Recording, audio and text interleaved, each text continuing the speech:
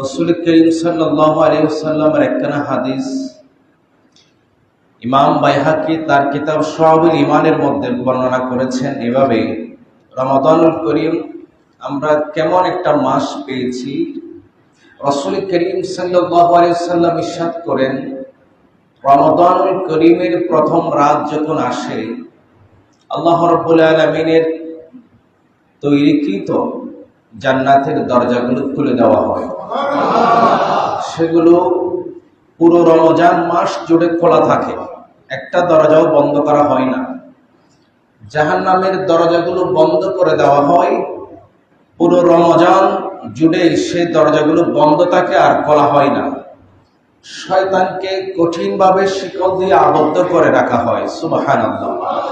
রাসূল করিম সাল্লাল্লাহু আলাইহি ওয়াসাল্লাম বলেন, রমাদানুল করিমের প্রতিটা মুহূর্তে রহমত নাজিল হয়। প্রতি রাতে আল্লাহ রাব্বুল আলামিন বান্দাকে মাফ করে দেন। এই রমাদানুল করিমের রাত্রিতে কোন বান্দা যখন আল্লাহর কাছে মাফ চায়, রাসূল বলেন তাকে মাফ করে দেন। কোন বান্দা যখন আল্লাহর কাছে কল্যাণ চায়, রাসূল বলেন তাকে আল্লাহ রাব্বুল আলামিন কল্যাণ দান করেন। এই হাদিসের শেষ প্রান্তে গিয়ে রাসূল করিম সাল্লাল্লাহু আলাইহি ওয়াসাল্লাম বললেন, এই মাসে রমাদানুল করিমের বরকতময় মাসে প্রতি রাতে আল্লাহ রাব্বুল আলামিন ৭০,০০০ গুনাহগারকে মাফ করেন। প্রতি রাতে ৭০,০০০ গুনাহগারকে আল্লাহ তাআলা মাফ করে দেন। এই ৭০,০০০ গুনাহগারদের মধ্যে যাদেরকে আল্লাহ মাফ করে দেন, তাদের মধ্যে আল্লাহ তাআলা আমাদের নামগুলো অন্তর্ভুক্ত করে দিন। আমরা সকলে বলি আমিন। প্রত্যেক রাতে ৭০,০০০ গুনাহগারকে মাফ করে দেন।